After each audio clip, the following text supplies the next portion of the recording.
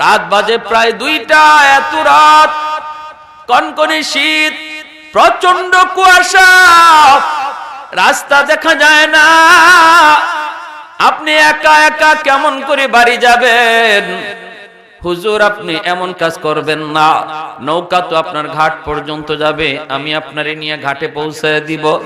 আল্লাহর ওলি ডাক দিয়া বলেন, মাঝি, এ বাবা, তুই বুঝবি না, আমাকে এখানে নামায় দে, আমি হাওর পাড়ি দিয়া বাড়ি যাব।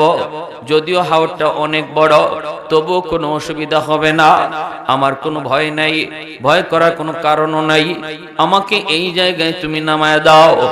মাঝি কই, হুজুর, একটু চিন্তা ভাবনা করে আপনি একটু কথা বলেন, একা একা এত রাত্রে এত বড় হাওর কেমন করে আপনি বাড়ি যাবেন? হুজুর বলেন, বাবা, এত কিছু বুঝবি না, আমাকে এই জায়গায় নামায় দে, নামায় দে। আল্লাহর ওলিরে নামাইতে মাঝি বাধ্য হলো। এইবার মাঝি মনে মনে কয়, আমি একটু দেখবো, আমি হুজুরের পিছনে পিছনে যাব। কেন হুজুর এই জায়গায় নামলো? নৌকা যাবে ঘাটে, কেন তিনি এই জায়গায় নামবেন? কেন তিনি একা একা যাবেন? আমিও পিছনে পিছনে দেখব। হুজুরকে নামায় দিয়া মাঝি নিজেও পিছনে পিছনে নামলো। হুজুর তারে দেখেন নাই, কিন্তু মাঝি হুজুরকে ফলো করতেছি, সামনের দিকে যাইতেছেন আল্লাহর ওলি। মাঝি পিছনে পিছনে। মাঝি বলতেছে, কিছু দূর যাবার পর আমি দেখতে পেলাম, আমি নামাইলাম একজন মানুষ, কিন্তু কিছু দূর যাবার পরেই দেখি ওনার ডানে বামে শয়ে শয়ে মানুষ দেখা যায়। শত শত মানুষ ওনার ডানে বামে, সামনে পিছনে। এই মানুষগুলি কারা? পরিচয়? হুজুর নামলেন একা, কিন্তু এত মানুষ কোথা থেকে আসলো, কোথা থেকে আসলো? হায় হায় হায়, মাঝে তো ভয় পেয়ে গেছে। ভয় তো পাওয়ার কথাই, আমার আপনারও তো ভয় লাগবার কথা। ঘটনা কি? একজন মানুষের সাথে এত মানুষ আসলো কোত্থেকে? মাঝে তো ভয় পেয়ে গেছে, কিন্তু ভয় পাইলো, সামনে আগায়, দেখে মানুষগুলি তার ডানে বামে। সামনে একদল মানুষ, যেন একজন মন্ত্রী যাচ্ছে, একজন মিনিস্টার যাইতেছে, প্রধানমন্ত্রী। ওনাকে দুদিক দিয়া রাস্তা দেখায়া দেখাইয়া সংবর্ধনা দিয়া দিয়া বাড়ি পর্যন্ত নিয়ে যাচ্ছে। বাড়িতে ঢুকে গেলেন, দরজা লাগাবেন, মাঝি কয়, দেখি আর একজন মানুষও দেখা যায় না। ওই মানুষগুলি গেল কোথায়? এদের কি পরিচয়? হুজুর দরজা লাগাবেন, তাকা আমাকে দেখে বলতেছেন, বেটা, তুমি এখানে, ঘটনা কি? কয়, হুজুর, আমি তো আপনার পিছনে পিছনে আসছি দেখার জন্য। আল্লাহর ওলি বলেন, বাবারে, কি দেখছো? কয়, হুজুর, আমি যে কি দেখলাম, আমার কলিজায় কোনো পানি নাই, কলিজা শুকায় গেছে। হুজুর, আমার কলিজা শুকায় গেছে। এই মানুষগুলি কারা? কি এদের পরিচয়? এখন গেল কোথায়?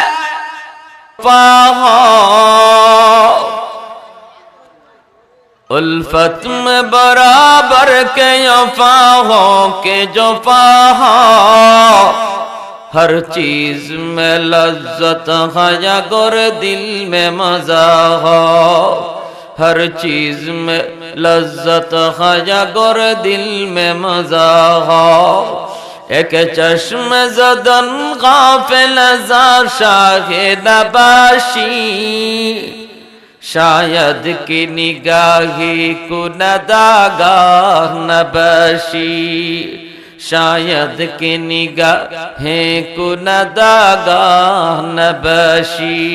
ला इलाहा इल्लल्लाह जुड़े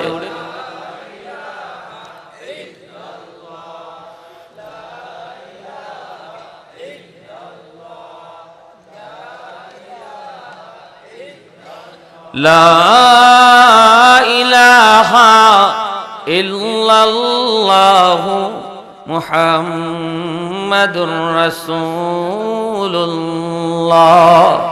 একটু জোরে সুরে বলি সাল্লাল্লাহু আলাইহি ওয়াসাল্লাম। ঐতিহ্যবাহী বরদিয়া ইসলামিয়া কওমি মাদ্রাসা এতিমখানার উদ্যোগে আয়োজিত আজকের বার্ষিক ওয়াজ মাহফিলের সম্মানিত সদরি ইজলাস সভাপতি সাহেব, উপস্থিত জাতির বিবেক, উলামায়ে কেরাম, মুরব্বিয়ানে আযম, বিশেষ করে আমার আগে বয়ান পেশ করলেন জননন্দিত মুফাসসির কোরআন হযরত মাওলানা মুফতি আব্দুল্লাহ ফিরোজি পিরোজপুরি। আরো বয়ান পেশ করলেন হযরত মাওলানা আবু বকর সাহেব, হযরত মাওলানা ইমদাদুল হক সাহেব।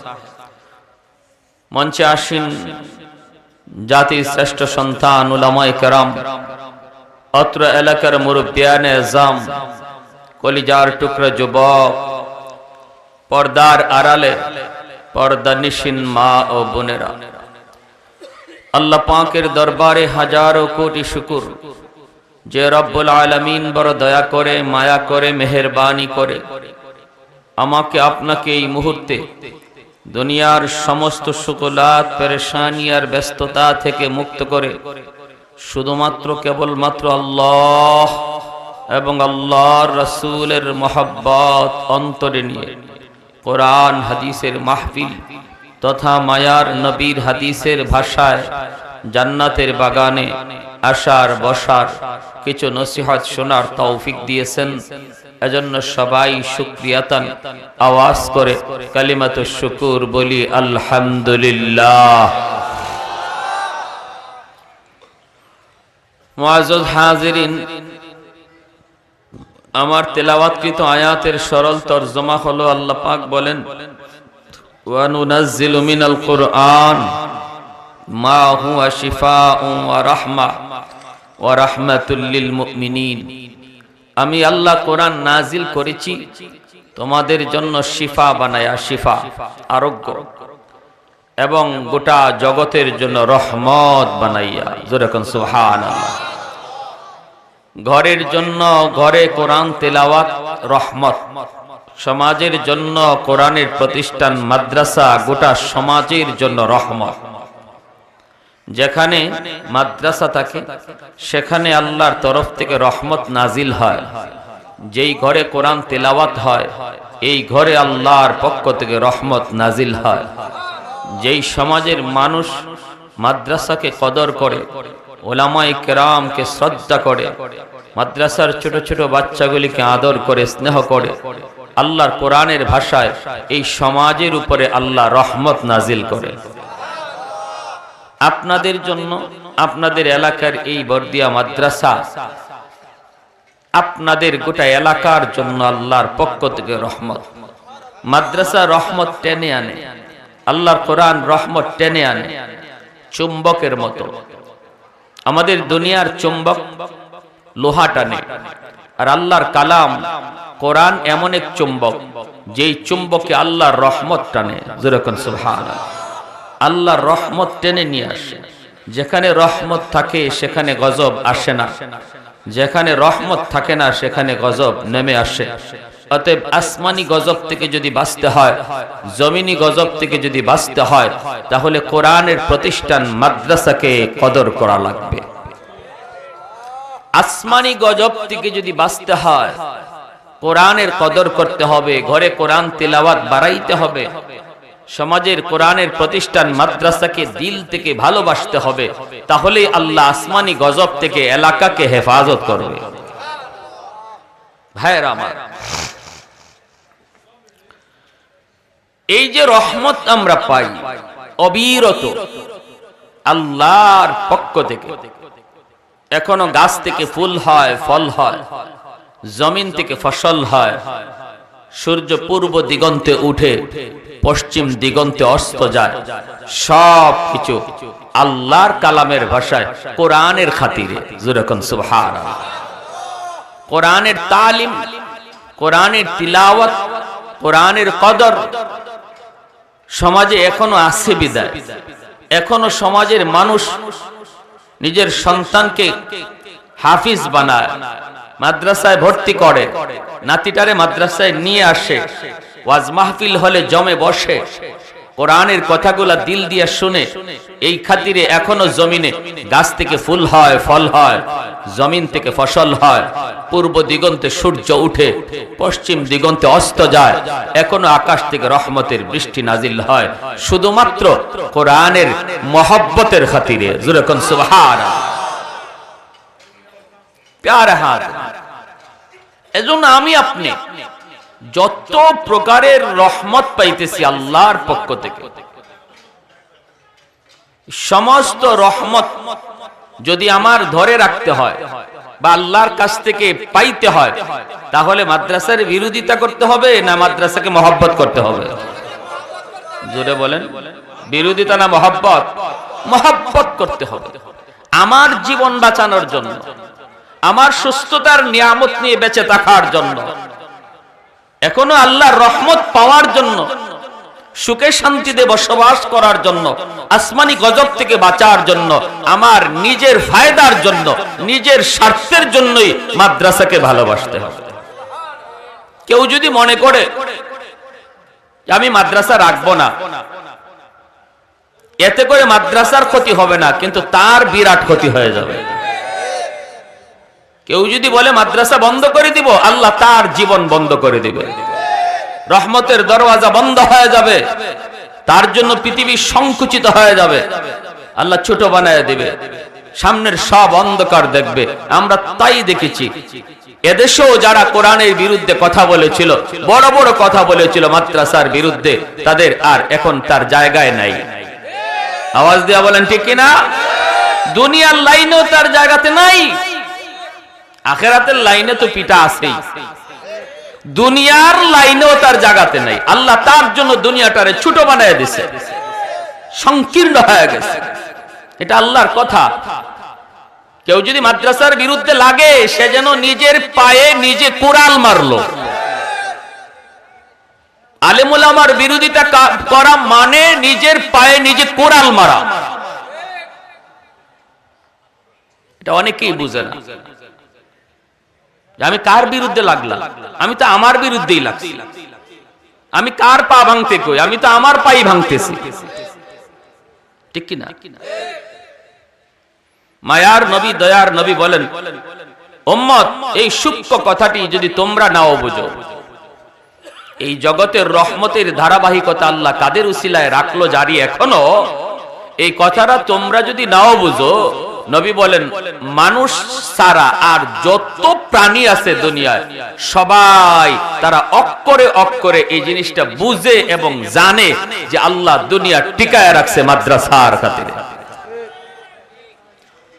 ইন্নাল আলিমা ইস্তাগফিরু লাহু মান ফিল আরদ ওয়া মান ফিস সামা হাত্তাল হিতানু ফি জাওফিল মা ওয়া ফি রিওয়ায়াতিন আন-নামলাতু ফি জুহরিহা।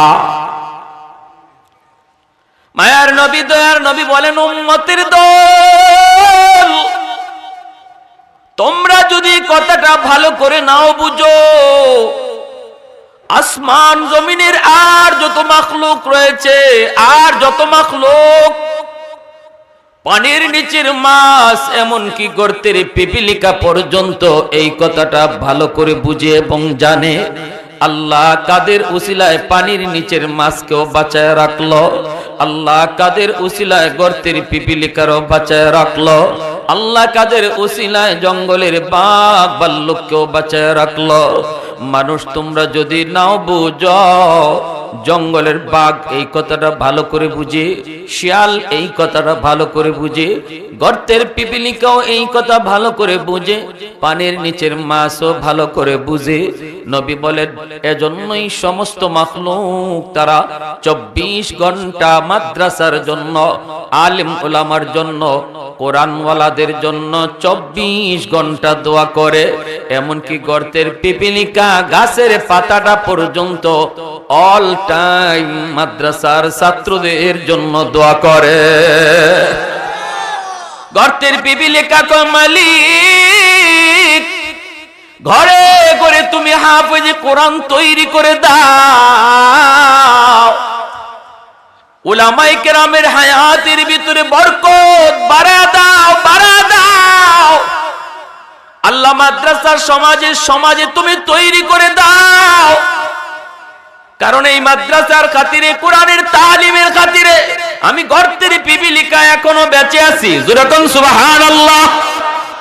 এই মাদ্রাসার খাতিরে, ছোট ছোট তালেবে ইলমের খাতিরে এখনো পানির নিচের মাছ, আমি এখনো স্বাধীনভাবে পানির নিচে ঘুরি, আমি এখনো বেঁচে আছি। বাঘও এই দোয়া করে, জঙ্গলের শিয়ালও এই দোয়া করে, গর্তের সাপও এই দোয়া করে। এজন্যই উলামায়ে কেরাম যাদের সিনার মধ্যে আল্লাহর কোরআন ঢুকে, আল্লাহ পাক রব্বুল আলামিন এদের প্রতি মহব্বত হায়ওয়ানাতের অন্তরে ঢুকায় দেয়। একটা হায়ওয়ান, সেও একজন আলেম, যার অন্তরে আল্লাহর কালাম তারে শ্রদ্ধা করে। যেরকম সুবহানাল্লাহ। মুজাদ্দিদ আল-ফিসানি রাহমাতুল্লাহি আলাইহি বাদশা আকবর জেলখানার ভিতরে ঢুকায় দিল। মুজাদ্দিদ আল-ফিসানি রাহমাতুল্লাহি আলাইহিকে জেলখানার ভিতরে বাদশা আকবর ঢুকায় দিয়া বাঘ ছেড়ে দিল। বাঘ আর বাদশা আকবর জেলের বাহির থেকে তাকায়, মনে মনে দেখতে মন চায়, দেখি হুজুরে কেমন করে বাঘে খায়, আমারও একটু দেখতে মন চায়, দেখি কলিজাটা কেমনে খায়, দেখি গোশতগুলি কেমনে খায়, দেখি হাড্ডি মাংসগুলা বাঘে কেমনে খায়। হিংস্র বাঘ মানুষ দেখলে পরে আরো হিংস্র হয়ে যায়। বাদশা আকবর সৈন্য সামন্ত লইয়া জেলখানার বাহির থেকে তাকায় তাকায় দেখতেছি। হঠাৎ করে দেখে যেই বাঘটারে ছাড়লো মুজাদ্দিদে আল-ফিসানিকে খাওয়ার জন্য, তার উপরে হামলা করার জন্য, এই বাঘ তার কাছে যাইয়া আল্লাহর ওয়ালির পায়ের নিচে যাইয়া আস্তে করে বসে গেল। লেজটা নাড়তে শুরু করলো। লেজ নাড়ে নাড়ে বুঝাইতেছে, ও আল্লাহর ওয়ালি, আপনার সিনার মধ্যে আমার মালিকের কালাম, আপনার সিনার মধ্যে আমার মালিকের কালাম, আপনার দাম, আপনার মর্যাদা মানুষ না বুঝলো, বাদশা আকবর আপনারে না চিনলো, আমি বাঘ আপনাকে চিনে ফেলেছি। লেজ নাড়ায় আর বুঝায়, আমি আপনাকে খাওয়ার জন্য আসি নাই, আমাকে পাঠাইছে আপনাকে খাওয়ার জন্য, কিন্তু আমি আপনাকে খাওয়ার জন্য আসি নাই, বরং আমি এসেছি আপনার খেদমত করার জন্য। আপনার পা মোবারকটা উঠায় দেন। মুজাদ্দিদ আল-ফিসানি বাঘের নমুনা দেখা তার মনের কথাটা তিনি বুঝে গেলেন। আল্লাহ অন্তরে ঢুকায় দিলেন, নিজের পাটারে উপর করে ধরলেন, আর বাঘ জিহ্বা বের করে পায়ের তালা চাটতেছে। একটু জোরে আওয়াজ দিয়া সুবহানাল্লাহ। मैं तालिब मौला हूँ मेरे इश्क़ निराला, मैं तालिब मौला हूँ मेरे इश्क़ निराला, है जुमला जहाँ जिनके तजल्ली से उजाला, है जुमला जहाँ जिनके तजल्ली से उजाला, मादर दो जहाँ गैर खुदा यार नदारम, जुज याद खुदा ही चिदिगर कार नदारम, जुज याद खुदा ही चिदिगर कार नदारम। अल्लाह अकबर। ভাইরা আমার, বাদশা আকবর জেল থেকে দূর থেকে তাকায় তাকায় কয়, কি রে, আমি পাঠাইলাম বাগরি, বাগে দিয়ে আমার কথা শুনে না শুনে হুজুরের কথা, বাঘ পাঠাইলাম আমি হামলা করার জন্য, আরে এই বাঘ কিনা যাইয়া জেলের ভিতরে হুজুরের খেদমত করা শুরু করে দিছি। বাদশা আকবর কয়, তাড়াতাড়ি জেল থেকে বের কর, আমি মানুষ চিনি নাই, বাঘ চিনে ফেলছে। আল্লাহু আকবার। আমি চিনি নাই কিন্তু বাঘ চিনে ফেলছে। কেন কেন এত মর্যাদা তার, কেন কি জন্য এত মর্যাদা? বাঘ কেমন করে তারে চিনল? কারণ এই সিনা, এটা তো জানতেন সিনা নয়, যেই সিনার ভিতরে আল্লাহ তার কোরআনকে ঢোকায়, এই সিনা দুনিয়ার সাধারণ কোন সিনা নয়। চাইলেই আল্লাহর কালাম সিনায় ঢুকানো যায় না। বেটাগিরি বাহাদুরি করে হাফেজি কোরআন খোয়া যায় না। হাজারো হাজারো সিনার ভিতর থেকে আল্লাহ যেই সিনাকে পছন্দ করেন, ওই সিনার ভিতরে তার কালাম আমানত রাখে। কোটি কোটি টাকার মালিক, শিল্পপতির ছেলে, কোটি কোটি টাকা তার পিছনে ব্যয় করো, বাহাদুরি করে টাকার গরম দেখায়া কোনোদিন সন্তানকে হাফেজ বানানো যায় না। আরো জোরে বলেন ঠিক কি না? লক্ষ লক্ষ কোটি কোটি টাকা ব্যয় করো, হাফেজ বানানো যায় না। আবার দেখা যায় গরিবের সন্তান এক বেলা খায় আর এক বেলা খাইতে পারে না, কিন্তু তার সিনার ভিতরে অল্প দিনে কোরআন ঢুকে যায়। তাহলে বোঝা গেল আল্লাহর কালাম যেই সিনার ভিতরে ঢুকবে, এই সিনাটা আল্লাহর নিজের চয়েস করা, আল্লাহর নিজের পছন্দ করা, আল্লাহর নিজের পছন্দ করা। এজন্য যেই সিনা আল্লাহ নিজে পছন্দ করে, এই সিনাকে মানুষ না চিনলেও হায়ওয়ান ভালো করে চিনে। ভাইরা আমার, শামসুল হক ফরিদপুরি রহমতুল্লাহি আলাইহি সদর সাহেব হুজুর বহুত বড় আল্লাহর ওলি, আপনাদের এলাকার কৃতি সন্তান। আল্লাহর ওলির জীবনীর মধ্যে পেয়েছি আমার উস্তাদ আল্লামা নাসিম আরাফাত সাহেব দামাত বারকাতুহুম, মালিবাগ মাদ্রাসার একজন সুনামধন্য মুহাদ্দিস। তিনজন বুজুর্গের জীবনী নিয়ে একটা বই লিখছেন, বইয়ের নাম দিয়েছেন বাংলার হীরা মতি পান্না। এর মধ্যে সদর সাহেব হুজুরের জীবনী এনেছেন। একটা ঘটনা তিনি লেখছেন, আল্লাহর ওলি একবার এরকম ভাবে বাড়িতে যাবেন গহরডাঙ্গা, তিনি যে উঠলেন নৌকায়, নৌকায় যাওয়া লাগে, নদীতে একটা নৌকা খেয়া চলে, এই খেয়া ঘাটে ঘাটে লোক নামায়, আল্লাহর ওলিকেও নার ঘাটে যায় লাগাবে। মাঝি হুজুরকে চিনে ফেলেছে, হুজুর পয়সা লাগবে না, আমি আপনাকে আপনার ঘাট পর্যন্ত পৌঁছায় দেব। আল্লাহর ওলি বলেন ঠিক আছে বাবা চল। রাত বাজে 12টা, প্রচন্ড কুয়াশা, কনকনে শীত। এই অবস্থায় মাঝি হুজুরকে নিয়ে রওনা দিয়েছে। যাইতে যাইতে অনেক টাইম লেগে গেল, 1টা বেজে গেল, এখনো বাড়ির ধারে কাছেও যেতে পারেন না, কারণ ঘন কুয়াশা, নৌকা আস্তে আস্তে চালাইতে হয়। ওই অবস্থায় আল্লাহর ওলি হঠাৎ করে তিনি মাঝিকে ডাক দিয়া বলেন, মাঝি এ বাবা তুই আমাকে এই জায়গায় নামায় দে, আমি নৌকায় বাড়ি যাব না, এখানে আমাকে নামায় দে, আমি পায়ে হেঁটে বাড়ি যাব। মাঝি কই হুজুর এত রাত, রাত বাজে প্রায় 2টা, এত রাত, কনকনে শীত, প্রচন্ড কুয়াশা, রাস্তা দেখা যায় না, আপনি একা একা কেমন করে বাড়ি যাবেন? হুজুর আপনি এমন কাজ করবেন না, নৌকা তো আপনার ঘাট পর্যন্ত যাবে, আমি আপনারে নিয়ে ঘাটে পৌঁছায় দিব। আল্লাহর ওলি ডাক দিয়া বলেন, মাঝি এ বাবা তুই বুঝবি না, আমাকে এখানে নামায় দে, আমি হাওর পাড়ি দিয়া বাড়ি যাব। যদিও হাওরটা অনেক বড়, তবুও কোনো অসুবিধা হবে না, আমার কোনো ভয় নাই, ভয় করার কোনো কারণও নাই, আমাকে এই জায়গায় তুমি নামায় দাও। মাঝি কই হুজুর একটু চিন্তা ভাবনা করে আপনি একটু কথা বলেন, একা একা এত রাত্রে এত বড় হাওর কেমন করে আপনি বাড়ি যাবেন? হুজুর বলেন, বাবা এত কিছু বুঝবি না, আমাকে এই জায়গায় নামায় দে, নামায় দে। আল্লাহর ওলিরে নামাইতে মাঝি বাধ্য হলো। এইবার মাঝি মনে মনে কয়, আমি একটু দেখব, আমি হুজুরের পিছনে পিছনে যাব।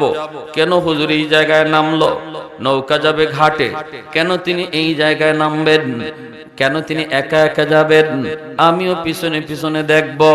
হুজুরকে নামায় দিয়া মাঝি নিজেও পিছনে পিছনে নামলো।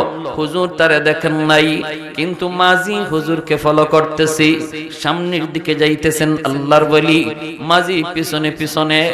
মাঝি বলতেছে, কিছু দূর যাবার পর আমি দেখতে পেলাম, আমি নামাইলাম একজন মানুষ, কিন্তু কিছু দূর যাবার পরেই দেখি ওনার ডানে বামে শয়ে শয়ে মানুষ দেখা যায়।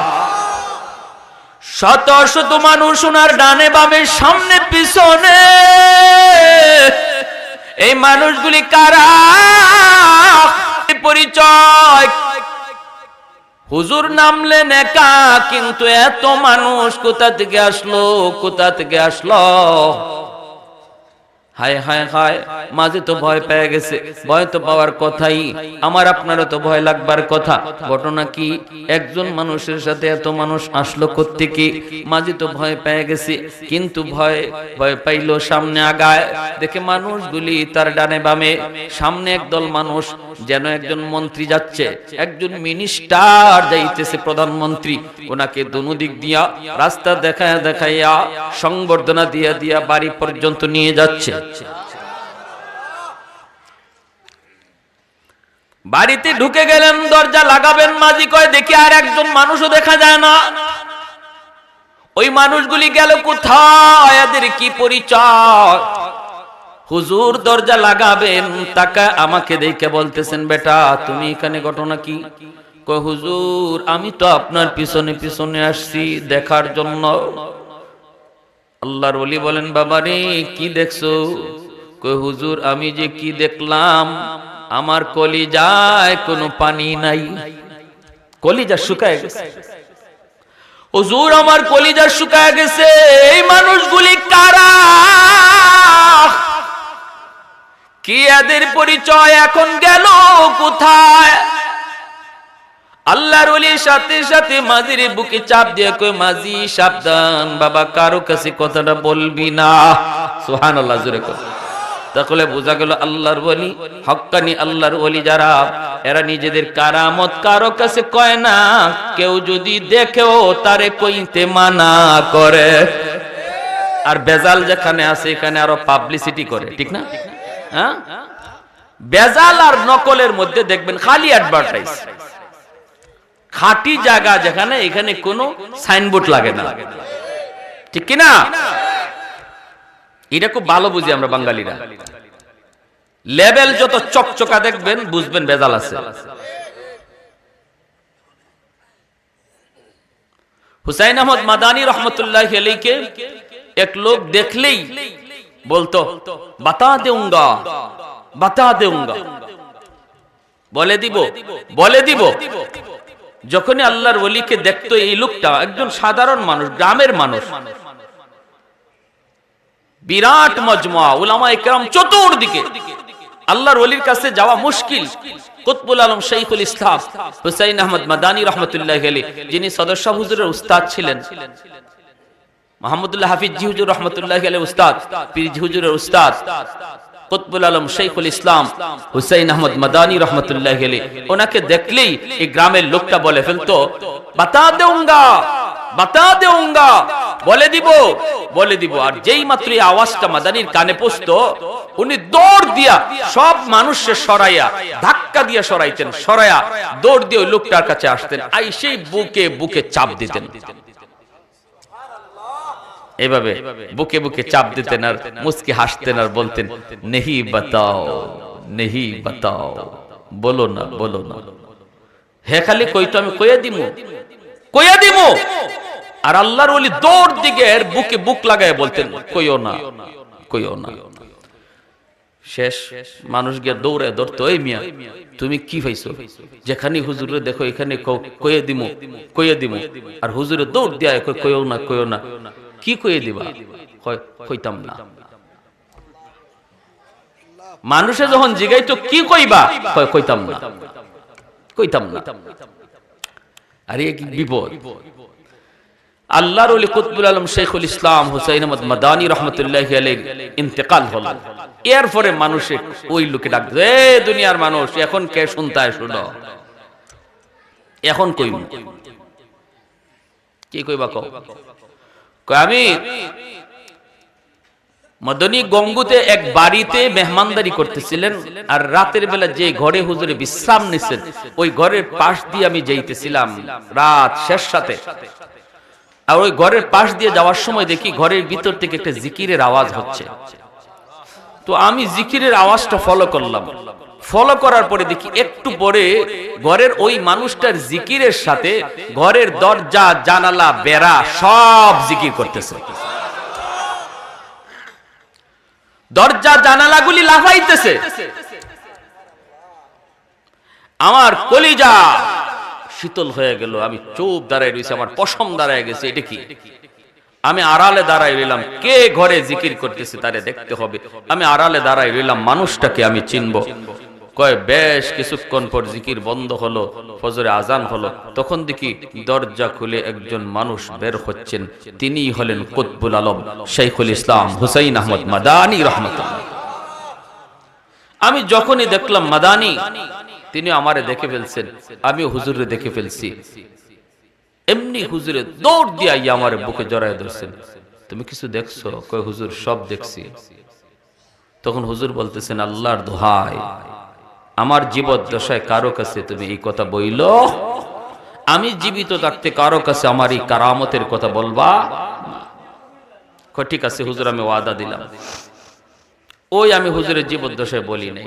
কত এইভাবে হুজুরে দেখলে পরে যে তুমি বলতা কয়ে দিমু, এটা কেন করতা? কয় হারে ভাই, আমি তো এরপরে হুজুরের এত আশিক হইছি, এত আশিক হইছি, মাদানী আসছেন কোথাও এই খবর পাইয়া আমি যাইতাম, কিন্তু হুজুরের সাথে বুক মিলাবো, হাত মিলাবো কেমন করে? তোমরা উলামায়ে কেরাম যেইভাবে হুজুরে বের দিয়া রাখো, আমার মতো সাধারণ পাবলিক যাওয়ার তো কোনো সুযোগই নাই। এজন্য আমি একটা কৌশল বানাইছিলাম, হুজুরে দেখলেই কইতাম কইয়া দিমু, তখনই আর আমার যাওয়া লাগতো না, হুজুরে আইসা আমার আঞ্জা দিয়ে দাও।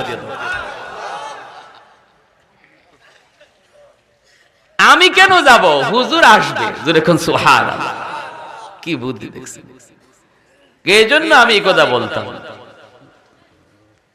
আহা, এজন্য খাঁটি আল্লাহর ওলিরা নিজেদের কারামতের কথা খুব গায়া গায়া ফিরেও না, আর কেউ দেখলে তারে আর বলতেও না করে। ঠিক কি না ভাই? তো সদস্য হুজুর এই মাজিরে বলতেছেন, বাবা কি দেখছো?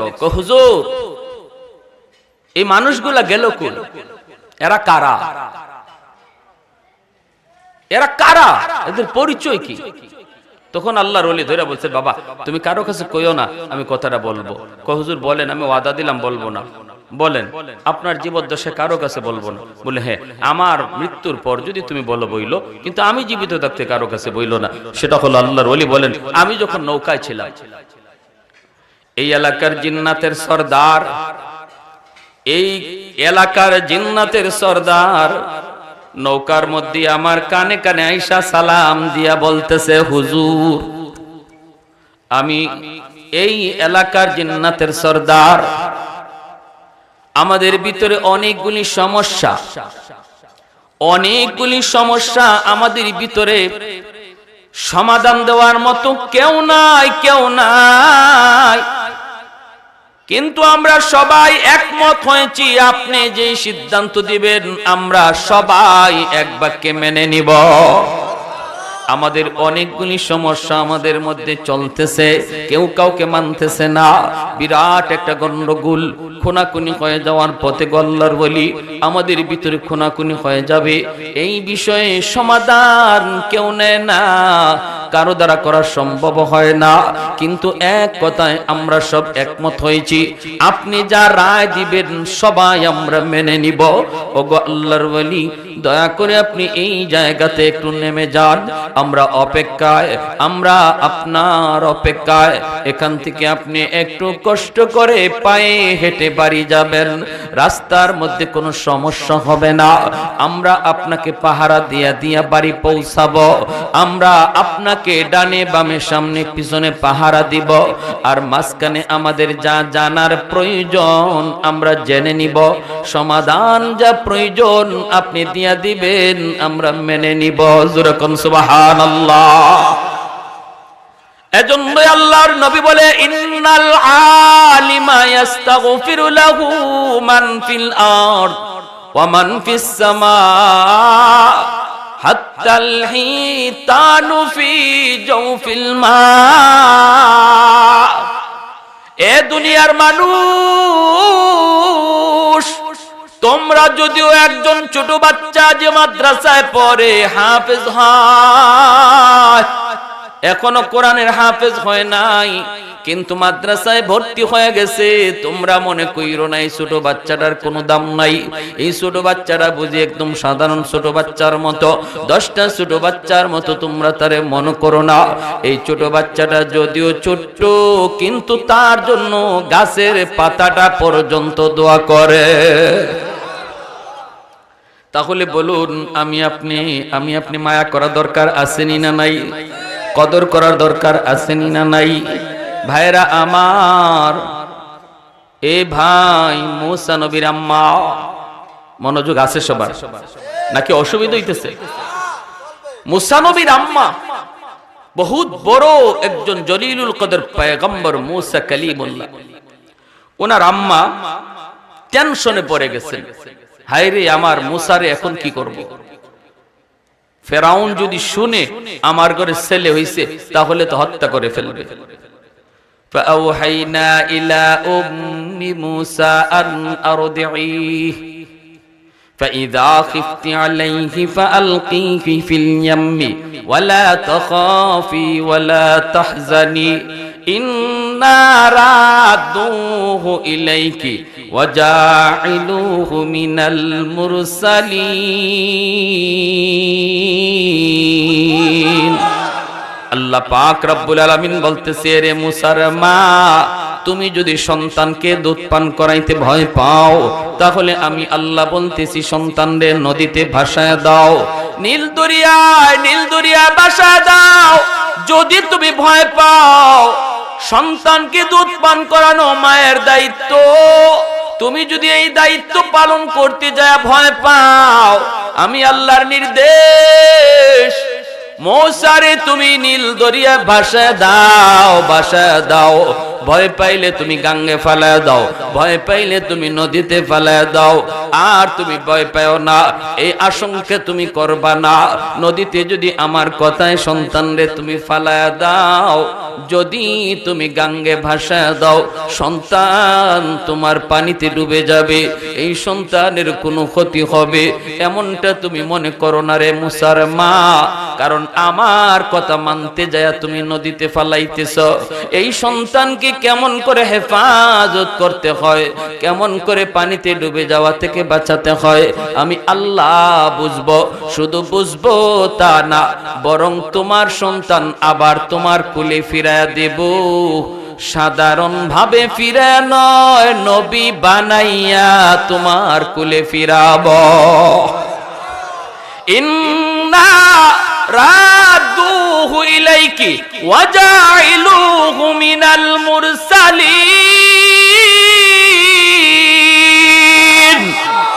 সাধারণ সন্তান বানায়া ফিরাবো না,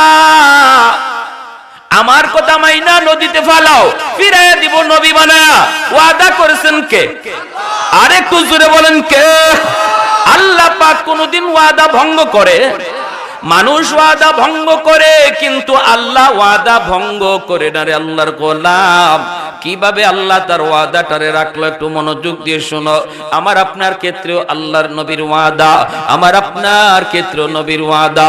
তুমি যদি নবীর কথা মানতে যায়া সন্তানটারে মাদ্রাসায় দাও, মানুষ বলবে ছেলেটারে গাঙ্গে ভাসায় দিছে, ছেলেটারে নদীতে ফালায় দিছে। হায় রে, মাদ্রাসায় পড়লে পরে কেমন করে জীবন চালাবি, কেমন করে সংসার চালাবি, কেমন করে নিজে চলবে।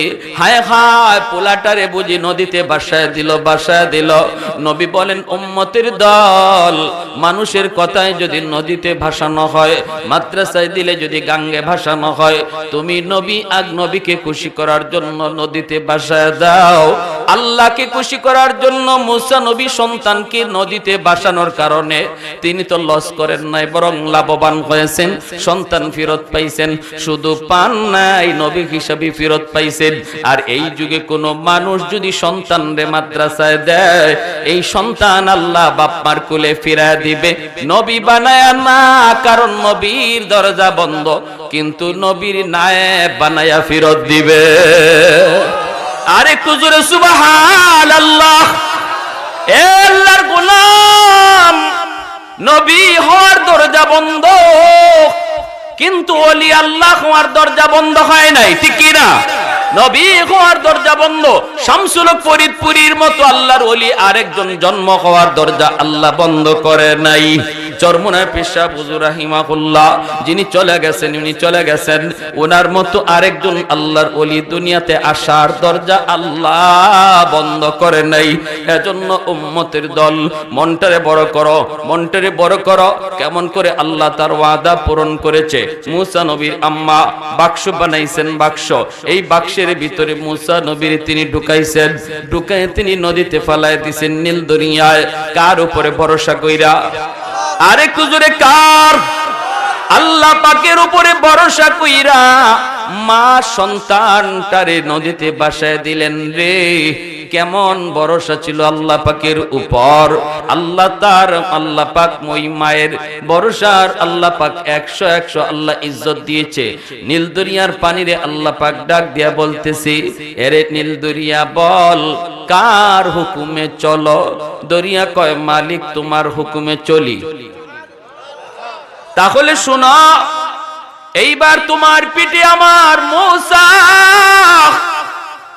আমার নবী, আমার নবী, আমার রাসূল মুসা তোমার পিঠে। সাবধান, সব তুমি ডুবাও কিন্তু মুসারে ডুবাইবা না। তোমার অভ্যাস হলো ডুবাইয়া দেওয়া, কিন্তু আমার মুসার যে বাক্স, কাঠের বাক্স, এই বাক্সরে তুমি ডুবাইবা না। বলুন তো নীল দরিয়া কার কথা শুনে? আর একটু জোরে বলেন কার কথা? আল্লাহ পাক রব্বুল আলামিনের কথা মতো দরিয়ার মধ্যে কাঠের বাক্স ভাসতে লাগলো। এইবার আল্লাহ পাক বলতেছে, রে এরে নীল দরিয়ার পানি স্রোত যেই দিকে চলে এই দিকে আমার মুসারে নিবা না। আমার মুসার বাক্স স্রোতের উল্টা দিকে চালাও, উল্টা দিকে চালাও। কারণ আমি আল্লাহর কুদরত জানতেন কোন কুদরত নয়। মানুষ যা পারে না পারে কে? মানুষ যা পারে না পারে কে? এর নাম হলো আল্লাহর কুদরত, ঠিক কি না? আমাদের যুক্তি যেখানে শেষ, ওখান থেকে আল্লাহর কুদরত শুরু হয়। মানুষের বুদ্ধি বিবেক যেখানে ফেল, সেখান থেকে আল্লাহর কুদরত শুরু। এজন্যই নাস্তিকরা নাস্তিক হয়, যুক্তির উপরে ভরসা করে, নিজের বিবেকের উপরে ভরসা করে, আল্লাহর কুদরতকে অস্বীকার করে বসে। এজন্যই নাস্তিক হয়। কিন্তু আমরা ইমানদার মুমিন, আমরা মনে করি আমার বিবেক বুদ্ধি যেখানে ফেল, এখানে আল্লাহর কুদরত শুরু। বিবেক বলে, বুদ্ধি বলে, পানির উপরে ভাসমান একটা কাঠের বাক্স ডুবে যাওয়ার কথা, ডুবে না। এই স্রোতের বাইলে, স্রোতের তালে তালে বাক্স যাওয়ার কথা, চলতেছে স্রোতের উল্টা দিকে। মুসা নবীর আম্মা তার মুসা নবীর ছোট্ট বোনটার ডাক দিয়া কয়, মরিয়ম নাম। 7 বছরের মুসা নবীর বোন ডাক দিয়া মুসার আম্মায় কয়, মরিয়ম মা তুই নদীর পারে পারে যাবি আর দেখবি তোর ভাইয়া কোন দিকে যায় গো মা। আমি তো সন্তান বাসায় দিছি, কিন্তু আমার তো ভয়। কলিজার টুকরা মুসা কোন দিকে যায়? মা তুই নদীর পারে পারে যাবি আর দেখবি কোন দিকে যাইতেছে। মুসা নবী নদীর পানিতে স্রোতের উল্টা দিকে চলছেন, আর বোন নদীর পারে পারে চলছে। হঠাৎ করে বোন তাকায় দেখে, আল্লাহু আকবার, আমার ভাইয়া তো স্রোতের তালে তালে নয়, বরং ভাইয়া স্রোতের উল্টা চলছে। বোনটা নদীর পারে পারে উল্টা যায়, ভাই নদীর পানির উপরে উল্টা যায়। যাইতে যাইতে যাইতে যাইতে ফেরাউনের ঘাট, ওই ফেরাউনের ঘাটে যাইয়ে বাক্সটা লাগলো। যেই মাত্র ফেরাউনের ঘাটে গিয়া বাক্সটা লাগছে, এমনি মুসা নবীর বোনের কলিজায় কামড় দিয়ে উঠছে। হায়রে আমার আম্মা, যার ভয়ে আমার ভাইয়ারে নদীতে ফালায় দিল, তার ঘাটি যাইয়া ভাইয়া লাগলো। না জানি এখন উঠায় নিয়ে কি করে। ভয় ভয় কি পরিমাণ ভয়, ভয় তো পাইতেছে। ওই অবস্থায় ফেরাউনের বিবি আসিয়া রাদিয়াল্লাহু তাআলা আনহা নদীর ঘাটে আসলেন, দেখলেন বাক্স, উঠাইলেন। বাক্সটা কইলা দেখেন পূর্ণিমার চাঁদের মতো সুন্দর একটা বালক। দেখেই কলিজার মধ্যে মায়া লেগে গেল, কারণ কোনো সন্তান নাই। যেই মার ঘরে সন্তান হয় না সে জানে সন্তানের মায়া কত। একটা সন্তানের জন্য কত পাগল, কত পাগল। কুলের ভিতরে নিয়ে চুমু খাইতেছেন, আদর করেন। আর ফেরাউনের কাছে নিয়ে হাজির হয়ে গেলেন। ডাক দিয়ে বলতেছেন, স্বামী গো, ও স্বামী, তাকে দেখো, নদীর ঘাটে একটা বালক পেয়েছি, একটা বালক। দেখো না, চেহারাটা পূর্ণিমার চাঁদের চেয়েও বেশি সুন্দর। কারণ আল্লাহ যেই যুগে যার নবী বানান, ওই যুগের সবচেয়ে সুন্দর কইরা নবীরে আল্লাহ বানান। জোরে কোন সুবহানাল্লাহ। যেই যুগে যিনি নবী হয়, নবীর চেয়ে সুন্দর ওই যুগে আর কেউ হয় না। এজন্যই সকল নবীরা ওই যুগের শ্রেষ্ঠ সুন্দর। আর মির্জা গোলাম আহমদ কাদিয়ানী যে নিজের নবী কইয়া দাবি করেছে, এরা ছিল এক চোখ কানা। চোখ একটা, কোন নবীর এক চোখ কানা ছিল না, কোন নবীর গায়ে কোনো খুঁত ছিল না। এটা আল্লাহ নিজের হাতে বানাইছে। যে যুগে যিনি নবী, ইনি এই যুগের শ্রেষ্ঠ সুন্দর। তে কাদিয়ানী কেমনে নবী হয়? এর তো এক চোখই নাই, ঠিক কিনা? কাদিয়ানী কাফের। কাদিয়ানীরা যারা কাদিয়ানীর মারে, এরাও কাফের, ঠিক কিনা? সাপোর্ট করলো কাফের। এই ব্যাপারে আহলে সুন্নাহ ওয়াল জামা, আমরা যারা নবীর খাঁটি উম্মত, আমরা এই ব্যাপারে বিন্দু পরিমাণ ছাড় দিতে রাজি না, প্রয়োজনে জীবন দিব। আওয়াজ দিয়া বলেন ঠিক কিনা? আমার নবীর খতমে নবুয়তের চেয়ার লয়ে যাইবো আর তুমি বইয়া বইয়া আঙ্গুল চুষবা?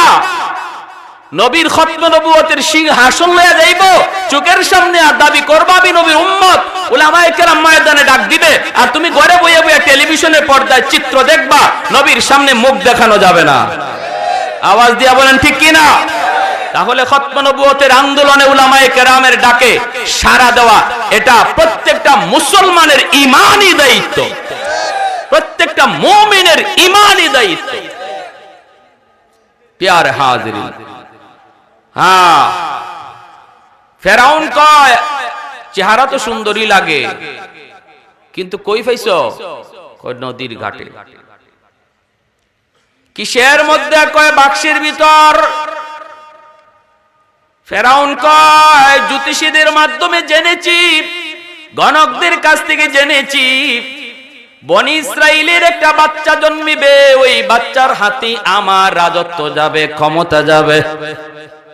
এখন আমার তো ঘুম নাই, ঘুম হারাম হয়ে গেছে, খাওয়া আমার বুক দিয়ে আমার পেটে যায় না, আমার তো 24 ঘন্টা শুধু টেনশন আর টেনশন। এই বাচ্চা কোনটা, ওই বাচ্চা কোনটা, ওই বালক কোন বালক যার হাতে আমার ক্ষমতা যাবে। একদিনে 70,000 পোলাপান জবাই করেছি, এরপরও জ্যোতিষীরা কয় এই পোলা এখনো জবাই হয় নাই, এখনো নাকি সে জিন্দা। আমার তো ভয়, হাই রে হায়, যার হাতে ক্ষমতা যাবে সে নাকি এখনো জীবিত। অতএব আসিয়া, তুমি যে এই বাচ্চাটারে নদীর ঘাট থেকে পায়া আনছু, আমার তো মন বলে এটা নিয়ে আবার হিডা, এটা নিয়ে আবার ওইটা, এটা নিয়ে আবার ওইটা, এটা নিয়ে আবার ওইটা। আমার তো অন্তরে ভয়। আসিয়া বলতেছে, স্বামী গো, মাথা তোমার নষ্ট হইছে নাকি গো স্বামী? বলে কেন? কয় নদীর ঘাটে পাইছি, জানোনি বাচ্চাটা কোন দিক থেকে আইছে? কয় স্রোতের বাচ্চাটারে নদীর ঘাটে আমি পাইছি, নদীর ঘাটে পাইছি। যদি বনি ইসরাইলের বাচ্চা হইতো এই দিকে বাচ্চা আসার কথা না, কারণ স্রোতের তালে তালে ওই দিকে যাইতো। আমরা তো স্রোতের উল্টা দিকে, বনি ইসরাইল থেকে আমরা হলাম স্রোতের উল্টা। যদি এই বাচ্চা বনি ইসরাইলের হইতো এই দিকে আসার কথা না, ওই দিকে যাইতো। মূলত এই দিকে উল্টা পাঠাইছে কে? আরেকটু জোরে, আরেকটু জোরে। উল্টা যে বাক্সটা আইছে এটা তো আসিয়া দেখে নাই। জোরে কোন সুবহানাল্লাহ। ফেরাউনও দেখে নাই। যেই মাত্র আসিয়া বুদ্ধি দিয়া বলছে না, বনি ইসরাইলের বাচ্চা হতেই পারে না, কারণ আমরা বনি ইসরাইল থেকে স্রোতের উল্টা, স্রোতের উল্টা বাচ্চা, স্রোতের উল্টা আসার কথা না। ফেরাউন কয় কথাটা তো ঠিক, এখন আমার মাথায় ঢুকছে। আল্লাহ কয় ডুববো না নি, আরো ডুববো, ঠিক কি না? তুই কার সাথে আঙ্গুল দিছো? আল্লাহর সাথে মোকাবেলা শুরু করছে, ঠিক না? আল্লাহ বলে আমি মুসারে রাখবো, আর ফেরাউন কয় আমি মারবো। আল্লাহ বলে আমি মুসারে রাখবো, আর ফেরাউন কয় আমি মারবো। বলুন কারটা ঠিক? কারটা? ফেরাউন পারবো? আল্লাহ যারে বাঁচায় কেউ তারে মারতে পারে না, আর আল্লাহ যারে ধরে কেউ তারে ছাড়াইতে পারে না। অসুবিধা দিতেছে আপনাদের? চলবে চলবে ইনশাআল্লাহ। ফেরাউন ডাক দেয়া কয় আসিয়া, এইবার আমার বুঝে পড়ছে এই বাচ্চা বনি ইসরাইলের হইতেই পারে না। আল্লাহ পাক রব্বুল আলামিন কয় নে এবার তুই গড়ে তুল, যারে তুই মারতে চাইছিলি আমি আল্লাহ তারে তোর গরি বড় করাবো। তারে তুই খাওয়াবি, তুই তারে তেল মালিশ করবি, তুই তারে কুলে নিবি, তুই তারে চুমা দিবি। যারে তুই মারতে চাইলি আমি তারে তোর গরি বড় করাবো। আল্লাহ পাকের চ্যালেঞ্জ সাধারণ কোনো চ্যালেঞ্জ হতে পারে না। আল্লাহ যদি কারোর সাথে চ্যালেঞ্জ দেয় সেই চ্যালেঞ্জটা কঠিন হয়, ঠিক কি না? কঠিন থেকে কঠিন হয়, কঠিন থেকে কঠিন। এইবার ফেরাউন সিদ্ধান্ত নিছে, ঠিক আছে রাখো রাখো। ভাইরা বন্ধুরা, আসিয়া বলছিলেন আমার দেখকে বড় মায়া লাগছে, মায়া লাগছে, আমি ছেলে বানায় পানবো।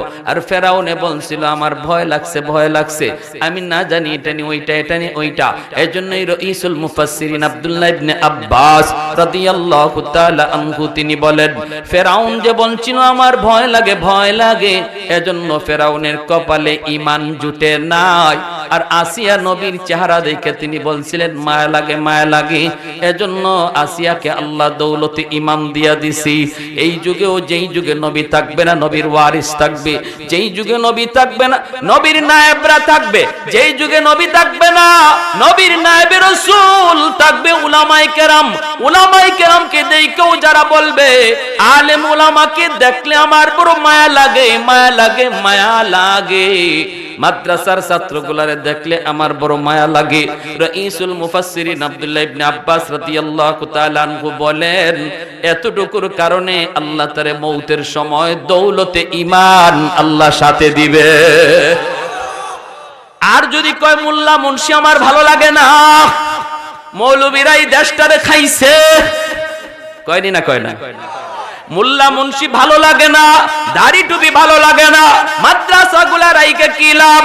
এই কথা যদি কেউ কয়, যত বড় নামাজি হোক, যত বড় হাজি হোক, নামাজের যত বড় দাগ কপালে পড়ুক, যত বড় চিল্লাওয়ালা হোক না কেন, রাইসুল মুফাসসিরিন তিনি বলেন মৌতের সময় ফেরাউনের মতো বেঈমান হইয়া মরবে। তাহলে এই যুগে এটা আমার যদি কথা হইতো তাহলে আপনারা আমার কথাটার বিপক্ষে যুক্তি দিতে পারতেন। কথাটা আমি মৌলবীর না, কোন মৌলবীর না, আল্লাহর কোরআন সবচেয়ে বেশি যিনি বুঝছেন এই উম্মতের ভিতরে তিনি হলেন নবীর চাচাতো ভাই রাইসুল মুফাসসিরিন আব্দুল্লাহ ইবনে আব্বাস রাদিয়াল্লাহু তাআলা আনহু। তিনি বলছেন যেই জমানায় নবী থাকবে না নবীর ওয়ারিস উলামায়ে কেরাম থাকবে। আর এই উলামায়ে কেরাম আর মাদ্রাসার ছোট ছোট বাচ্চা তালেবে ইলম এদেরকে দেখা যারা বলবে হায় রে মাদ্রাসার ছাত্র দেখলে আমার কেন জানি কলিজায় মায়া লাগে, এতটুকু আলামত আল্লাহ তারে মৌতের সময় দৌলতে ঈমান সাথে দিয়া দিবে। আর যদি বিদ্বেষ কেউ রাখে, মাদ্রাসা ছাত্র দেখলে তার ভালো লাগে না, আর চুলকানি উঠে, এরকম যদি হয়, অ্যালার্জি যদি থাকে, তাহলে খবর আছে যত বড় হাজি হই, যত বড় নামাজি হই, ঈমান সাথে যাবে না। কঠিন বিষয়, মনে রাখবেন। ফেরাউন কয় ঠিক আছে এখন বাচ্চা তো রাখছো, কিন্তু লালন পালন করবো কেমনে? খাওয়াইতে হবে না, দুধের বাচ্চা তো।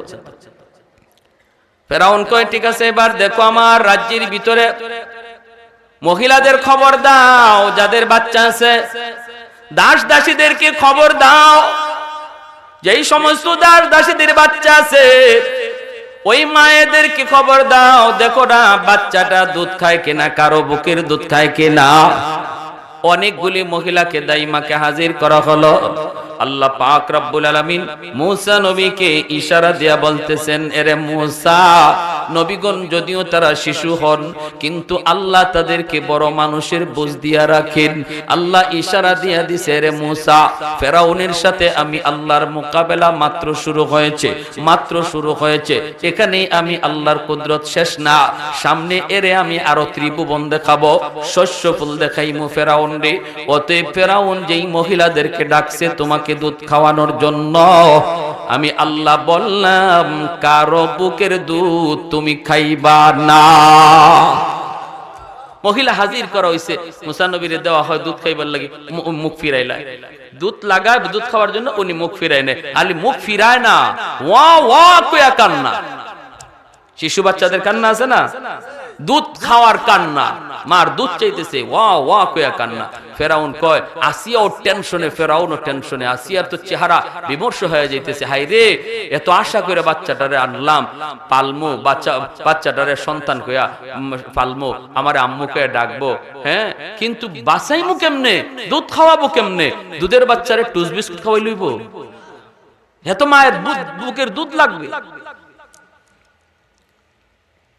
কেউর বুকের দুধ খায় না। মুসা নবী কাঁদতেছে, আর মুসা নবীর বোন মরিয়ম সায়াসে আড়াল থেকে দেখতেছে সব দৃশ্য। ওনার তো বোনের তুই মনে মনে বয়, আল্লাহ রে আমার ভাইয়াটারে তুললে নিতেছে, না জানি এই জল্লাদে নিয়ে আবার জবাই করে লাই। কয় দেখে না, আনার পরে দিয়ে এখন আমার ভাইরে মারে না, বরং আমার ভাইয়ারে নিজের সন্তান কইয়া পালতে চায়, লালন পালন করতে চায়। হ্যাঁ, এখন তো আমার ভাইয়ে কারো দুধ খায় না, এখন ভাইয়ারে কিভাবে পালবে, কিভাবে বাঁচাবে। মুসা নবীর বোন আইসেই ডাক দিয়া কয়, জাহাপনা, ছোট্ট মায়া, সবাই চাইছে কিসে, আমি একটা মহিলার নাম বলবো, মনে হয় ওই মহিলার দুধ এই বাচ্চাটাই খাইব। ফেরাউন কয়, এদিকে তুই কেমনে বুঝলি ওই মহিলার দুধ এই বাচ্চায় খাইব, এটা তুই কেমনে বুঝলি? তাহলে কি বাচ্চার মা কে তুই জানোস নাকি? সুরের মনে সুরে মতো, জোরে মতো, ছেলেটি মানুষ তো আমি, জোরে মাতোবা, সুরের মনে, হের মনে তো এক টেনশন, ওইটা কোনটা, ওইটা কোনটা, ওইটা কোনটা, এটা জানি কোনটা, যার হাতে আমার রাজত্ব যাইব। এখন যেই কইছে আমি একটা মহিলার নাম কই, মনে কই ওই মহিলার বুকের দুধ খাইব। ফেরাউন কয়, তাহলে কি তুমি মার খবর জানো না কি?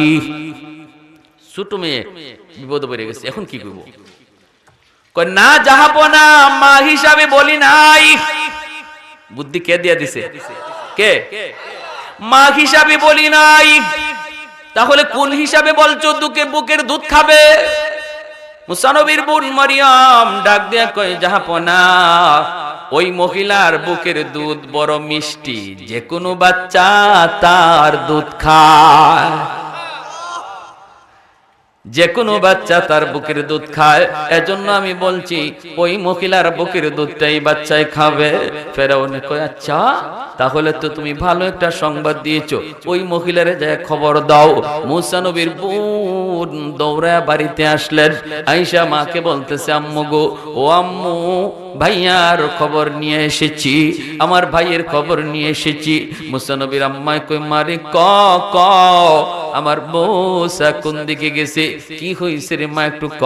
মরিয়ম ডাক দিয়া কই, মা টেনশন করো না, টেনশন করো না, কিন্তু মা গো বড় ভয়, বড় ভয়। বলে কিসের ভয়? কই, যেখানে বাঘের ভয় সেখানে রাত, জোরে বলেন না, যেখানে বাঘের ভয় সেখানে রাত হয়।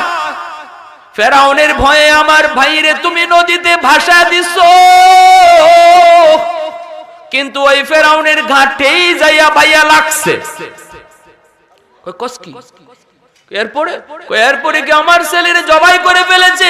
না না মাগো, আমার ভাইয়ারে জবাই করে নাই, আসিয়া বুকে কইরা নিয়ে গেছে, আদর কইরা কইরা ফেরাউনে নিয়ে দেখাইছে, ফেরাউনেরও মায়া লাগে গেছে। এখন দুজনে সিদ্ধান্ত নিছে আমার ভাইয়ারে তারা পালবে, সন্তান বানায়া পালবি। আসিয়া তখন আসিয়া আর ফেরাউনের খবর যখন বনে জানায় দিল, কয়ার পরে কি হয়েছে? কয়, আম্মু গো, এর পরে খবর আরো বড় জটিল। ভাইয়ারে বুকের দুধ খাওয়াইতে চায়, ভাইয়া তো কারো দুধ খায় না, কারো দুধ খায় না। আমি তো ফাঁক দিয়া বইলা দিছি তোমার কথা, কইয়া তো পড়ে গেছি বড় বিপদে, ফেরাউন তো আমার আটকাই দিছে। তাহলে ওই মহিলা এই বাচ্চার মা কিনা বল। আমি তো বুদ্ধি করে বলছি। কয় কি বলছো? কয় এমনে কইছি। কি কইছো? কয় মা গো এমনে কইছি। কইছি ওই মহিলার বুকের দুধ বড় মিষ্টি, যে কোনো বাচ্চা তার দুধ খায়। আল্লাহু আকবার। তাহলে ব্রেনটা কার দেওয়া? আরো জোরে বলেন কার দেওয়া? এ ভাই, এক বাপের দুই সন্তান, একজন গ্রামের সর্দার হয়, গ্রামের মোড়ল হয়, আর একজন বোকা হয়। এমন আসেনি না নাই? একজন দেশ চালায় আর একজন নিজে ভাত খাইতে পারে না। বুদ্ধি নাই, বুদ্ধি নাই। তাহলে বোঝা গেল দেমাগ কার দেওয়া? বুদ্ধি কার দেওয়া? শুকরিয়া আদায় করার দরকার আসেনি না নাই? জোরে বলি আলহামদুলিল্লাহ। আর একটু জোরে আলহামদুলিল্লাহ। ভাইরা আমার, ও মা তোমারে নিয়ে যাইতে বলছে, তোমারে নিয়ে যাইতে বলছে। মুসা নবীর আম্মা এইবার রওনা দিয়েছেন, সন্তানের কাছে যাবেন। আল্লাহ পাক রব্বুল আলামিন মুসা নবীর আম্মার অন্তরের ভিতরে আল্লাহ পাক ইলহাম করে দিলেন। আল্লাহ ইলহাম করে বলতেছেন, ওরে মুসার মা, যাইতেছো সন্তানের কাছে যাও, কিন্তু আমি আল্লাহ বলতেছি তুমি ফেরাউনের কোন প্রস্তাবে রাজি হইবা না। কে কইয়ে দিছে? যাইতেছো যাও, ফেরাউনে তোমার অনেক প্রস্তাব দিব, আমি আল্লাহর ইশারা না পাইয়া কোন প্রস্তাবেই রাজি হইও না। ইশারা গিয়া মাত্র কুলে নিছেন, সাথে সাথে মুসা নবী কান্না থেমে গেছে। কারণ মায়ের কুল, সন্তান হাজারো কুলের ভিতরে মায়ের কুলটা ভালো করে চিনে। শত শত মহিলার ভিতরে বাচ্চাটা মার কুল, মার উদর, শিশু বাচ্চারা খুব ভালো বুঝে। একজন মায়ের কুলে যাওয়া মাত্রই কান্না থেমে গেল। ফেরাউনের সন্দেহ লেগে গেল, কি রে এতক্ষণ পর্যন্ত খালি ওয়া ওয়া ওয়া ওয়া করে, আর এখন যেই মাত্র এই মহিলার কুলে গেল কান্না থেমে গেল। কান্না তো থামে মায়ের কুলে গেলে, তাহলে এই বাচ্চার মা নাকি এই মহিলা? যদি এই মহিলা এই বাচ্চার মা হয়, তাহলে এই বাচ্চার বাড়ি বনি ইসরাইল, আর ইডা ওই হিডা। যদি বাচ্চার মা এটাই হয়, তাহলে বাচ্চার বাড়িও বনি ইসরাইল, আর আমার জ্যোতিষীরা যে কথা বলছিল ইডো হিডা। ফেরাউনের সন্দেহ লাগলো। এখন ফেরাউন দেখতেছে, দেখি দুধ নি খায়, দেখি দুধটা নি খায়। যদি দুধ খাইলায়, তাহলে বোঝা গেল 100% এটা মা, আর এটা ওই বনি ইসরাইলের ওই বাচ্চা, যে বাচ্চার হাতে আমার রাজত্ব যাইব। জল্লাদের ইশারা দিমু, দুই টুকরা করে ফেলাইব। আল্লাহ দিলের খবর জানেনি না জানে না? আরো জোরে কোন। আমি আপনি কি কল্পনা করি, একজন আরেকজন এটা জানে না, কিন্তু এখানে বইয়া আপনারা কে কি ভাবতেছেন খবর আছে কার? জোরে কর। আল্লাহ পাক ডাক দিয়া কয়, মুসা মার কুলে যাওয়া মাত্রই কান্না থামাইছো কার ইশারায়? আমি আল্লাহ তো তোমারে কান্না থামানোর কথা বলি নাই। মারকুল হয়ে গেছো, মারকুল ভাইয়ে কান্দা বন্ধ হয়ে গেছে, তাই না? পেস্ত লাগাই দিছো। ফেরাউনে কলিজার মায়ে তো সন্দেহ ঢুকে গেছে। অতএব তোমার মা এখন তোমারে দুধ খাওয়াইতে চাইবো, তুমি ফার্স্ট চান্সে দুধ খাও না। যদি তুমি ফার্স্ট চান্সে দুধ খাও, ফেরাউনের সন্দেহ আরো বেড়ে যাবে, ঠিক কিনা? এটা আমি আল্লাহর আদেশ, তুমি দুধ পান কইরো না। যেই মাত্র মা বুকের দুধ খাওয়ানোর জন্য বুকে লাগাইলেন, মুসা নবী মুখ ফিরায় নিছে, বুকের দুধ খায় না। ফেরাউনে কই, না না, এটা মা হইতে পারে না। যদি মা হইতো তাহলে দুধও খাইতো। কই দুধ যেহেতু খায় না, তাহলে এটা মনে হয় মা না। দেখি আরেকবার নি খায়। আবার যখন মুসা নবীর আম্মা দুধ পান করানোর জন্য চেষ্টা করে, আল্লাহ তখনও কয়, মুসা দ্বিতীয়বারও তুমি নিও না, কারণ এখনো বেঈমানটার অন্তরে অর্ধেক সন্দেহ রয়ে গেছে। এর কলিজা সাফ সাফ করা লাগবে। দ্বিতীয়বার যখন আবার চেষ্টা করেন, মুসা নবী মুখ ফিরায় নিছে। ফেরাউনে কয় না রে, এটা মা হইতেই পারে না। কলিজায় আর কোনো সন্দেহ নাই। এখন ফেরাউনে কয় আল্লাহ, ভগবান ভগবান, হায় রে, যদি এই মহিলার দুধটা খাইতো, যদি খাইতো বাচ্চাটারে বাঁচানো যাইতো। কলিজার ভিতরে যখন এই নিয়ত আসছে, তখন আল্লাহ কয় মূসা, এখন তুমি মার দুধ খাইতে থাকো। সুবহানাল্লাহ, জোরে কইবেন না? যখন মনে মনে এই নিয়ত করছে, হায় রে, এই মহিলার দুধটা যদি খাইতো তাহলে তো বাঁচানো যাইতো, আল্লাহ কয় মূসা এখন ঠাইসা খাও। মা যখন তৃতীয়বার তারে বুক লাগাইছে, মূসা নবী দুধ খাওয়া শুরু করছি। ফেরাউনে কয় আহ, যাক, বাঁচানো গেল। আল্লাহ পাক কয় কার সাথে লাগছো টের পাও না তো? কার সাথে বাজাবাজি করো টের তো পাইতেছো না, সামনে আরো টের পাইবা। ঠিক কিনা, জোরে কয়। কিছু কিছু মানুষ মনে করে মৌলবীরা কই কি, আরে একবারে সুজা সাজা, হাঁটতে গেলে পইরা যায়, আমাদের ঘরে দাওয়াত খাইয়া চলে, কি হইব আর।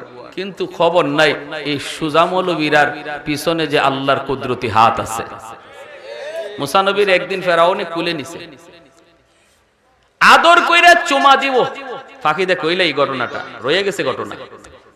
আদর করে চুমা দিব, যেই মাত্র গালে চুমা দিতে লইছে, মুসা নবী গাল ফিরাই নিছে।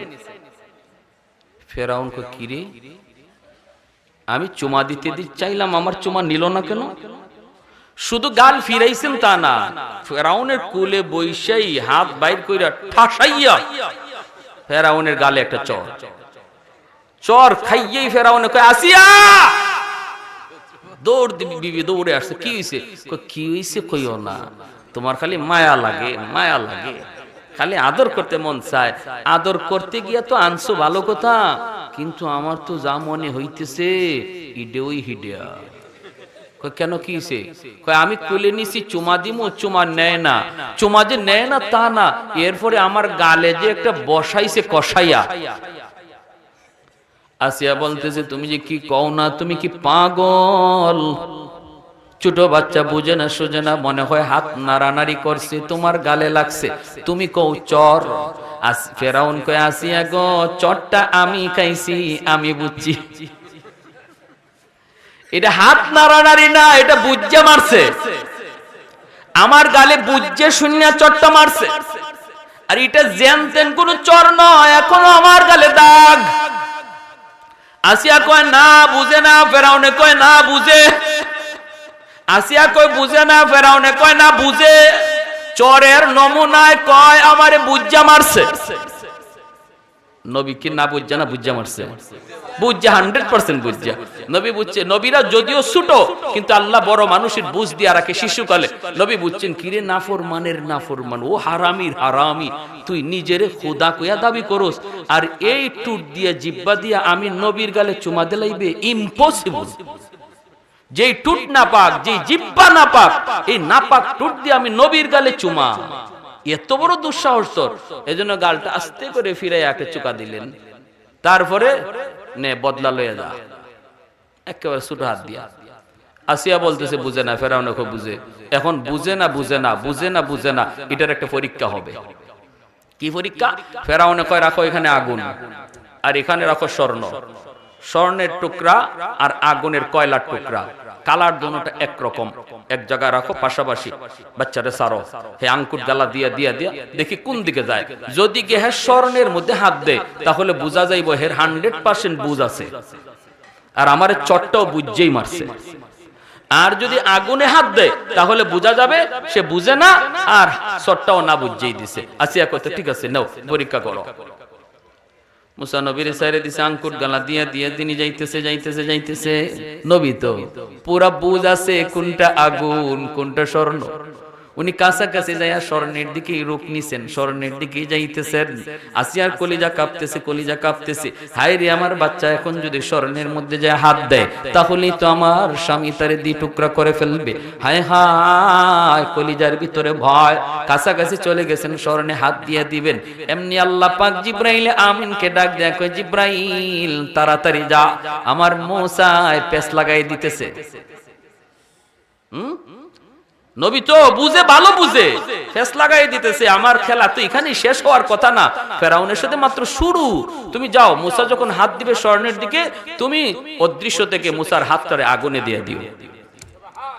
মুসা নবী হাত বাড়াইছেন ঠিকই, কিন্তু হাত গিয়া পড়ছে আগুনে।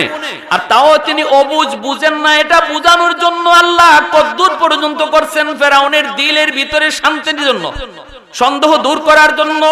ওই যে আগুনের কয়লার টুকরা, শিশু বাচ্চারা দেখবেন কোনো কিছু হাত দিয়েও আর দেরি করে না, মুখে লয়। বাচ্চাদেরই অভ্যাস আসেনি না নাই? এটা খানার জিনিস নাকি এটা নাফাক জিনিস, এটা তো বাচ্চারা বুঝে না, হাত দিবে মুখে নিবে, এটাই সেহের কাম। এখন মুসা নবীও যাইয়া আগুনের মধ্যে, আর জিবরাইল আমিন হাতটা আগুনে দিয়া দিছেন, ইনি কয়লা হাতে নিয়ে মুখে দিয়া দিছেন, একদম অবুঝ শিশুদের মতো।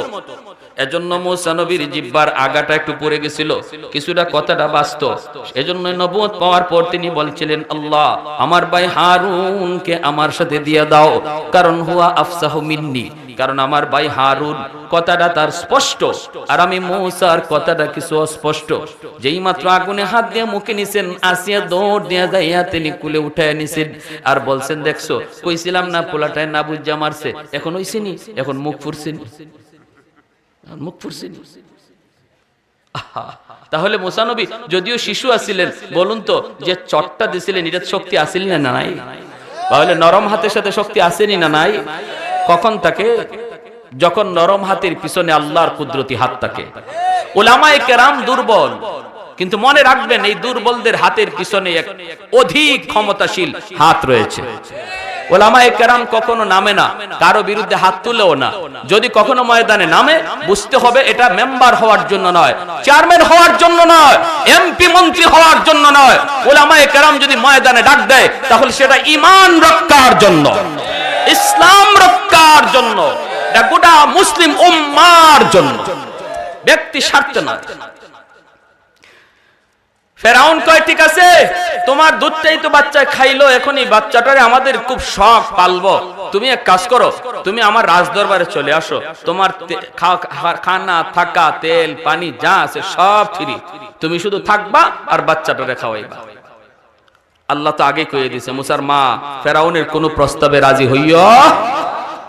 মুসা নবীর আম্মায় কয়, অসম্ভব, আমি আমার বাড়িঘর থইয়া আপনার রাজদরবারে আসতে রাজি না, না না,